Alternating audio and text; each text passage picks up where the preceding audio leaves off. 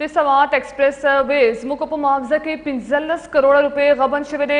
تحصیلدار د زمکې مالکانو ته نه بلکې د یو تن په نوم چیک جاری کړی دی. د اعلی ډنډ قومي جرګې د دا لوی فراډ مسترد کړی دی او د نیب نه د ایکشن اخیستو غوښتنه کړې ده. تفصیل ګورو د عمران سریاب په دې رپورټ کې.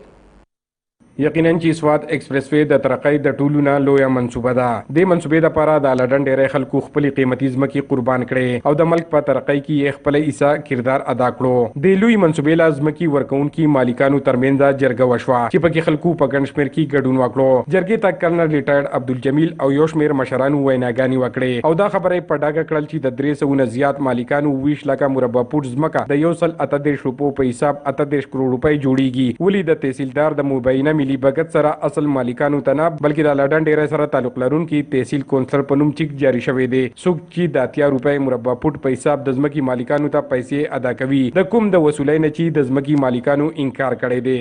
1 کروڑ 22,93,868 روپے پاغے کی زمانہ جمال 51,66,000 روپے کټوتی کوي.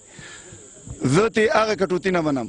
موضوع ته چې مال به خپل پیسې په پیسه برابر راکړي او دغه سره خپل خبره ترنګ وکړي چې دې رضا شي خو هغه وایي چې به تاسو ډایرکټ دا خبره کوله چې به تاسو لاړ شئ عدالت ته ځئ، تاسو ډي سي له ځئ، تاسو نیب له ځئ، تاسو هر چا له چې ځای به لاړ شئ، ستاسو لاس هم د خپې هم ازادې بس څنګه سره خو بیا بل څه لاره نه وه. د حکومت ته ووایي چې یاره دا زه هر سړي له خپل حق ورکوم نو بیا زموږ ترمنځ هېڅ خبره نه ده پاتې.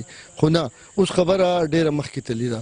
اوس حکومت ته دا انسټرکشنز راغلي دي چې تاسو به د دونه واپس پیسې اخلئ، تاسو غلطي کړې ده، دا پیسې به تاسو په خپله په ووچرو او په کراس چیکس دا امانت خپل مالکانو ته د ځمکو انډیویجولي دا ورکوئ. د تبدیلۍ په دې دور کې د رنګه خبرو یقینا چې یو شمېر سوالونه راپورته کړي دي کوم چې د حکومت د دروغو دعوې هم په ډاګه کوي. عمران زریاب، خیبر نیوز، لډن ډیری، مهلکان. دا او تر دې دغه خبرونه د دې او د نورو خبرونو اپډیټس لپاره تاسو وزټ کولی شئ زموږ ویب سایټ خیبر نیوز .tv. راتلونکي بولیټن پورې تاسو نه غواړو اجازت. د لوی الله په امان.